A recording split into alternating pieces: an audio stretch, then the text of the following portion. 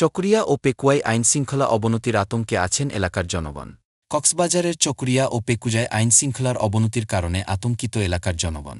৫ই আগস্টের বৈষম্যবিরোধী ছাত্র আন্দোলনকে কেন্দ্র করে চকরিয়ার বিভিন্ন ইউনিয়ন ও ওয়ার্ড পর্যায়ে ঘটে যাওয়া ঘটনাগুলি জনসম্মুখে প্রকাশ পেলেও বর্তমান পরিস্থিতি আরও ভয়াবহ আকার ধারণ করেছে।